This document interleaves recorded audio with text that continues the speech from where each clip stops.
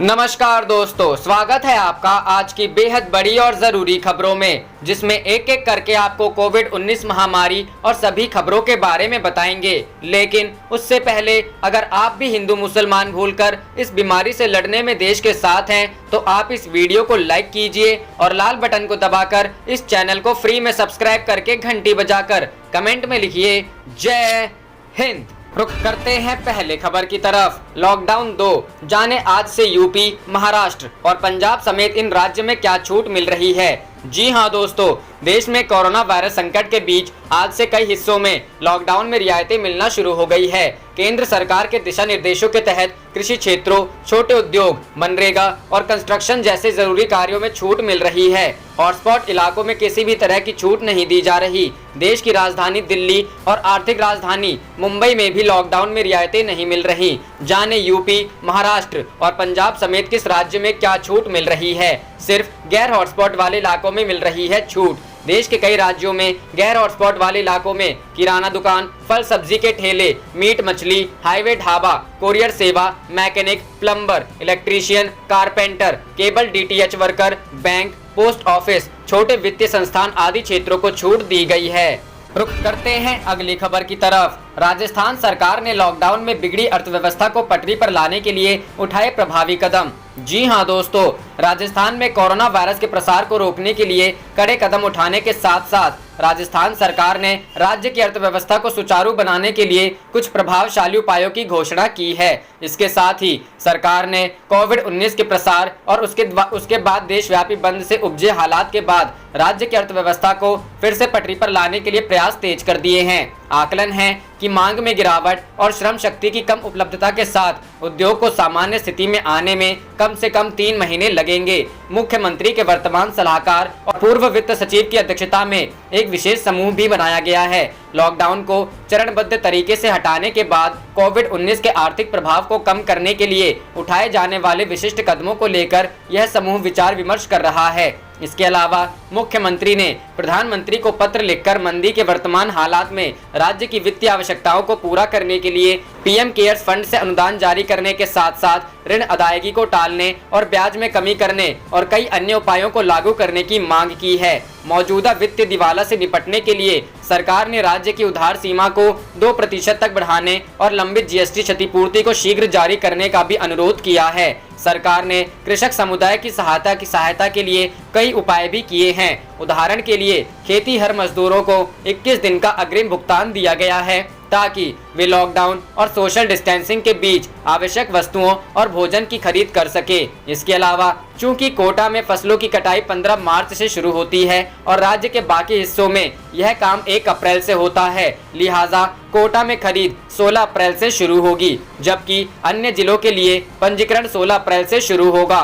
भीड़ को कम करने और परिवहन दूरी को कम करने के लिए सरकार ने संग्रह केंद्रों की संख्या दोगुनी कर दी है। पहले मंडियां नियमित संग्रह केंद्र थीं, अब 400 ग्राम सेवा समितियां और कई और मंडियों में यह काम किया जा रहा है। इस दिशा में केंद्र से न्यूनतम समर्थन मूल्य पर खरीद की सीमा को 25% से बढ़ाकर 50% तक करने का भी अनुरोध किया गया है ताकि किसानों और जरूरतमंदों को फायदा हो और क्वारंटाइन स्थलों पर रहने वाले बेसहारा लोग भी लाभान्वित हो सके। प्रशासन यह सुनिश्चित करने के लिए हर संभव प्रयास कर रहा है कि राज्य के निवासियों में से किसी को भी आवश्यक वस्तुएं हासिल करने में कोई समस्या ना हो। राज्य सरकार ने केंद्र से भारतीय खाद्य निगम के खाद्य भंडार सभी के लिए उपलब्ध कराने को कहा है, क्योंकि वर्तमान में खाद्य निगम के गोदामों में अनाज की भरमार है। रुख करते हैं अगली खबर की तरफ। मुसलमानों का इलाज नहीं करने का इश्तिहार देने वाले यूपी के अस्पताल पर भड़के ओवैसी, बोले मुस्लिमों की जिंदगी। जी हां दोस्तों, उत्तर प्रदेश के मेरठ में एक अस्पताल ने इश्तिहार छपवाकर मुस्लिम मरीजों से कहा था कि वे अपना और एक तीमारदार का कोरोना नेगेटिव होने का सर्टिफिकेट लाएंगे तभी अस्पताल उनका इलाज करेगा। एआईएमआईएम के अध्यक्ष असदुद्दीन ओवैसी की अब इस पर प्रतिक्रिया आई है। उन्होंने रविवार को अपने ट्वीट में लिखा, अगर अस्पताल अपनी नीति के विज्ञापन को लेकर पर्याप्त रूप से आश्वस्त है तो जांच किस बात की, उसे जनता को नुकसान पहुंचाने की अनुमति कैसे दी जा रही है। प्रधानमंत्री कार्यालय का कहना है कि कोविड-19 धर्म नहीं देखता है, बावजूद इसके उनके वैचारिक प्रशंसकों ने मुस्लिम नागरिकों को टारगेट कर रहे हैं और उनकी जिंदगी को खतरे में डाल रहे हैं। बता दें कि इस विज्ञापन को लेकर अस्पताल के खिलाफ मामला दर्ज किया गया है। इश्तिहार को लेकर सोशल मीडिया पर विरोध होने के बाद अस्पताल ने दूसरा इश्तिहार छाप कर कहा कि उसे अपने पहले इश्तिहार पर खेद है। 17 अप्रैल को एक अखबार में विज्ञापन दिया, कल 18 अप्रैल को दूसरा विज्ञापन देकर माफी मांग ली।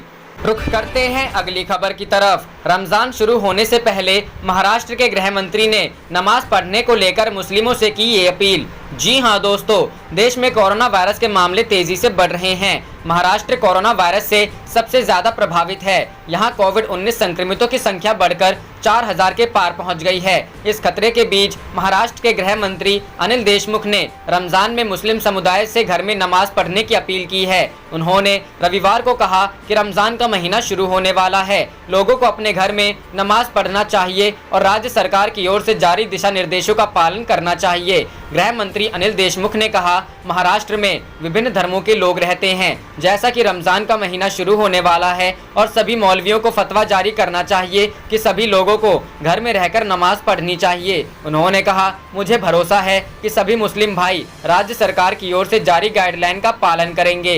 रुख करते हैं अगली खबर की तरफ। कोरोना लॉकडाउन के खिलाफ दुनिया के कई बड़े वैज्ञानिक आए सामने, वैश्विक स्तर पर बेहतर नीतियों की मांग।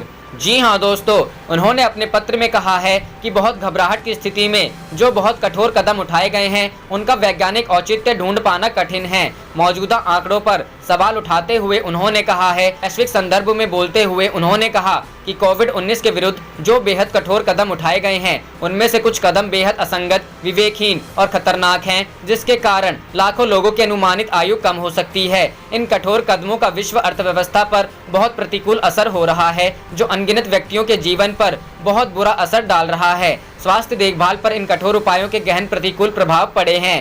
पहले से गंभीर रोगों से ग्रस्त मरीजों की देखभाल में कमी आ गई है या उन्हें बहुत उपेक्षा का सामना करना पड़ रहा है। उनके पहले से तय ऑपरेशन टाल दिए गए हैं और ओपीडी बंद कर दी गई है। वैज्ञानिक और चिकित्सीय समुदाय से डॉक्टर भाकड़ी अकेले नहीं हैं।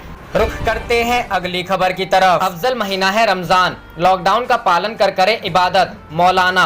जी हां दोस्तों, वैश्विक महामारी को लेकर लॉकडाउन जारी है। देश के सभी मस्जिदों में सामूहिक नमाज पर पाबंदी है। लोग अपने अपने घरों में 5 वक्त नमाज पढ़ रहे हैं। माह ए रमजान का चांद भी शुक्रवार को देखे जाने की पूर्ण संभावना है। चांद के दीदार के साथ ही तराबीह की विशेष नमाज शुरू हो जाएगी। पाक मुकद्दस महीना का पहला रोजा शनिवार से शुरू हो जाएगा। सब्र व इबादत का महीना रमजान उल मुबारक को सभी महीनों का खलीफा कहा जाता है। लॉकडाउन आगामी 3 मई तक बढ़ा दी गई है, इसीलिए रमजान का पहला असरा रहमतों का लॉकडाउन में रहेगा। लोग अभी से रोजा के जरूरियात की सामान खरीदारी करना शुरू कर दिया है। बावजूद इसके रोजेदारों के लिए इफ्तार खोलने के वक्त फल, नींबू, ताज़ा खीरा आदि की जरूरत पड़ेगी। साथ ही रोजेदारों के लिए मस्जिदों के जमात के साथ तराबीह पढ़ना अहम माना जाता है। इस पाक व मुकद्दस महीना का इस्लाम धर्म अनुयायियों के लिए खासा महत्व है। इस्लामी धर्म ग्रंथ के जानकारों के अनुसार अल्लाह ने इंसानों को रमजान का महीना एक खास तोहफे के रूप में दिया है। यह महीना खुशियों का पैगाम लेकर आता है। मुसलमान पूरे एक महीना पूरी शिद्दत के साथ इबादत करते हैं और रोज़ा रखकर रमज़ान को त्योहार की तरह मनाते हैं। रोज़ा प्रतीक के संयम का, इबादत का और नेक नियत का। जमातुल उलमाए हिंद के जिलाध्यक्ष मौलाना इस्राइल कासमी ने रमज़ान की विशेषता पर रोशनी डालते हुए कहा कि इस पाक महीने को 3 असरे में बांटा गया है। रुख करते हैं अगली खबर की तरफ। कोरोना वायरस लॉकडाउन 10 पॉइंट में जानिए सोमवार से कहां मिलेगी छूट, कौन कौन से काम फिर से होंगे चालू। जी हां दोस्तों, सरकार ने कोरोना वायरस संकट के बीच लोगों को हो रही दिक्कतों को कुछ हद तक कम करने के लिए कुछ सेवाओं और कामकाज की 20 अप्रैल से अनुमति देने का फैसला किया है। ये सेवाएं और गतिविधियां नन कोविड-19 एरियाज या कोरोना से कम प्रभावित क्षेत्रों में चालू होंगी। सरकार ने शनिवार को इन सेवाओं और गतिविधियों से जुड़ी एक नई लिस्ट जारी की है। साथ ही कहा गया है कि कोरोना संक्रमित इलाकों में इस तरह की गतिविधियों की इजाजत नहीं होगी। इस सूची में आयुष समेत स्वास्थ्य सेवाओं, कृषि एवं बागवानी गतिविधियों, मछली पकड़ने, वृक्षारोपण गतिविधियों, अधिकतम 50% श्रमिक के साथ चाय, कॉफी और रबर और पशुपालन को रखा गया है। नई लिस्ट में स्वास्थ्य सेवाओं, खेती किसानी से जुड़े कामकाज, मछली पकड़ने और पशुपालन गतिविधियों की 20 अप्रैल से देश के कई हिस्सों में अनुमति होगी। इसके साथ ही अधिकतम 50% मजदूरों के साथ चाय, कॉफी और रबर बागान में काम किया जा सकेगा। मनरेगा के तहत होने वाले कार्यों की अनुमति होगी, लेकिन सोशल डिस्टेंसिंग के नियम का पालन और मास्क पहनना होगा। बिजली, पानी, गैस जैसी सार्वजनिक उपयोग की चीजें चालू रहेंगी। राज्यों के बीच और राज्य के अंदर माल ढुलाई की अनुमति होगी। निर्माण क्षेत्र के कामकाज को शुरू करने की अनुमति होगी। केंद्र और राज्य सरकारों के दफ्तर भी 20 अप्रैल से खुल जाएंगे। इस सूची में वित्तीय एवं सामाजिक सेवा क्षेत्र, प्रिंट और इलेक्ट्रॉनिक मीडिया जैसे निजी संस्थानों, छोटे लॉन्च इत्यादि को भी रखा गया है। सरकार ने चेतावनी दी है कि इन गतिविधियों को मंजूरी देने का मतलब जनता की दिक्कतों को कम करना है, लेकिन मौजूदा दिशा निर्देशों का पालन करने पर ही इन चीजों की अनुमति होगी। सरकार ने राज्य और केंद्र शासित क्षेत्रों को दफ्तरों, कार्यस्थलों और कारखानों में मानक संचालन क्रिया का पालन सुनिश्चित करने का निर्देश दिया है।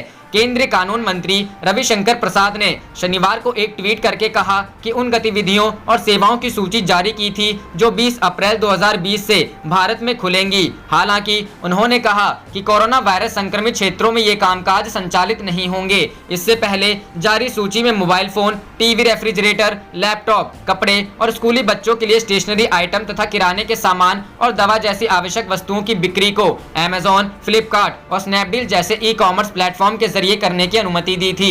इस सूची में गैर बैंकिंग वित्तीय कंपनियों और माइक्रो फाइनेंस इंस्टीट्यूट्स को जरूरी सेवाओं के रूप में रखा गया है, ताकि इन्हें फिर से शुरू किया जा सकेगा। नारियल, मसाला, बांस और कोको के बागान और अनुसूचित जनजातियों द्वारा उत्पादित की जाने वाली वनोपज को भी सूची में शामिल किया गया है। गृह मंत्रालय की एक अधिसूचना के अनुसार ग्रामीण क्षेत्रों में जलापूर्ति और स्वच्छता तथा बिजली लाइनों, दूरसंचार, ऑप्टिकल फाइबर और केबलों के बिछाने के कार्य को भी इजाजत होगी।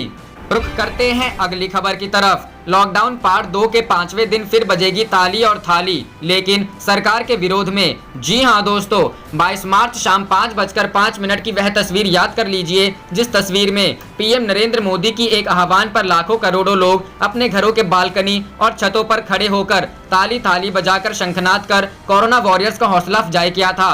पीएम मोदी के उस एक आह्वान पर क्या आम, क्या खास, क्या खिलाड़ी, क्या सिनेस्टार सभी ने बढ़ चढ़कर हिस्सा लिया था। अब लॉकडाउन पार्ट 2 के 5वें दिन रविवार को छत्तीसगढ़ में एक बार फिर से ताली और थाली बजाई जाएगी। ताली और थाली बजाने का शंखनाद छत्तीसगढ़ में किया जाएगा। इसके लिए समय रात 7:05 पर तय किया गया है, मगर इस बार यह आयोजन किसी के हौसला अफजाई के लिए नहीं, बल्कि केंद्र सरकार के निर्णय के विरोध में होगा। प्रदेश के विभिन्न व्यापारी वर्गों ने ऐलान किया है कि आज शाम 7:05 पे ताली थाली बजाकर केंद्र के निर्णय का जमकर विरोध करेंगे। दरअसल विरोध 20 अप्रैल से ऑनलाइन व्यापार शुरू करने की अनुमति का है। रुख करते हैं अगली खबर की तरफ। चिदंबरम ने सरकार से की गरीबों को मुफ्त खाना और नकदी देने की मांग। जी हां दोस्तों, कांग्रेस के वरिष्ठ नेता और पूर्व केंद्रीय मंत्री पी चिदंबरम ने रविवार को सरकार से गरीबों को नकद अंतरण करने और निशुल्क अनाज बांटने का अनुरोध करते हुए कहा कि सिर्फ एक संवेदना शून्य सरकार ही कुछ नहीं करेगी। उन्होंने कहा कि अधिकांश लोगों को नकदी की कमी है और वे मुफ्त के पके हुए भोजन के लिए कतारों में खड़े हो रहे हैं। उन्होंने कहा इसके काफी सबूत हैं कि ज्यादातर लोगों के पास नकदी की कमी है और उन्हें मुफ्त का पका हुआ भोजन लेने के लिए कतारों में खड़ा होना पड़ रहा है। केवल एक संवेदना शून्य सरकार मूक बनी रहेगी और कुछ नहीं करेगी। चिदंबरम ने पूछा, सरकार उन्हें भुखमरी से क्यों नहीं बचाती और हर गरीब परिवार को नकद रुपए देकर उनकी गरिमा की रक्षा क्यों नहीं करती। कांग्रेस नेता ने कहा, सरकार एफसीआई के साथ 7.7 करोड़ टन अनाज का एक छोटा सा हिस्सा उन परिवारों को निशुल्क वितरित क्यों नहीं करती जिन्हें इस अनाज की जरूरत है। पूर्व वित्त मंत्री ने ट्विटर पर कहा, ये सवाल आर्थिक और नैतिक दोनों हैं। जब राष्ट्र असहाय होकर खड़ा है तो नरेंद्र मोदी और निर्मला सीतारमण दोनों सवालों का जवाब देने में नाकाम रहे हैं। चिदंबरम उन गरीबों को नगद रुपए देने की मांग करते रहे हैं जिनके लिए देशव्यापी लॉकडाउन के बीच रोजगार के बिना जीविकोपार्जन करना मुश्किल हो गया है। देश में विभिन्न राज्य की सीमाओं पर गाँव में अपने घरों तक पहुँचने की कवायद में हजारों प्रवासी मजदूर फंसे हुए हैं, जिससे कुछ स्थानों में कानून एवं व्यवस्था को बनाए रखने में समस्या पैदा हो गई है। रुख करते हैं अगली खबर की तरफ। अरविंद केजरीवाल का ऐलान, दिल्ली में 20 अप्रैल से लॉकडाउन में कोई छूट नहीं, 27 को होगी समीक्षा। जी हां दोस्तों, दिल्ली के मुख्यमंत्री अरविंद केजरीवाल ने रविवार को प्रेस कॉन्फ्रेंस कर कहा कि दिल्ली में शनिवार को सामने आए कोरोना वायरस के 186 मामलों को देखकर लगता है कि अब दिल्ली में कोरोना तेजी से फैलना शुरू हो गया है। यहां तेजी से कंटेनमेंट जोन भी बढ़ रहे हैं। हालांकि स्थिति अभी नियंत्रण में है। केजरीवाल ने कहा कि जिन जगहों पर लोगों ने सोशल डिस्टेंसिंग के नियमों का पालन किया है, वहां पर इसके मामलों में काफी हद तक सुधार देखने को मिल रहा है। इसे नियंत्रण करने में लॉकडाउन का भी अहम योगदान है। केजरीवाल ने कहा कि दिल्ली कोरोना की सबसे मुश्किल लड़ाई लड़ रही है। विदेशों से आने वाले लोगों ने यहां कोरोना फैलाया है, इसमें मरकज का भी बड़ा योगदान रहा है। साथ ही केजरीवाल ने यह भी कहा कि दिल्ली में पूरे देश की 2% जनसंख्या रहती है, लेकिन पूरे देश में कोरोना के जितने मामले हैं उसके 12% दिल्ली में हैं। सबसे ज्यादा मार दिल्ली को झेलनी पड़ी है। बीते कुछ दिनों में हमने हॉटस्पॉट में रैंडम टेस्ट कराए हैं। इस दौरान पाया गया है कि कुछ इलाकों में केस बढ़े हैं, वो भी तब जब वो हॉटस्पॉट हैं। कुछ लोग अब भी लापरवाही बरत रहे हैं। ये चिंता की बात है, मगर अभी हम इसे नियंत्रित कर सकते हैं। दिल्ली में बीते कुछ दिनों में ऐसे केस आए हैं जिन मरीजों में कोरोना वायरस का कोई लक्षण नहीं था, ना तो उन्हें बुखार था और ना ही खांसी, लेकिन वो कोरोना संक्रमित थे। वो औरों को भी कोरोना बांट रहे थे। ये बहुत खतरनाक स्थिति है, हमारे लिए चिंता की बात है। दिल्ली के सभी 11 जिले हॉटस्पॉट हैं। आप देख रहे थे आपका अपना चैनल। जय हिंद, जय भारत।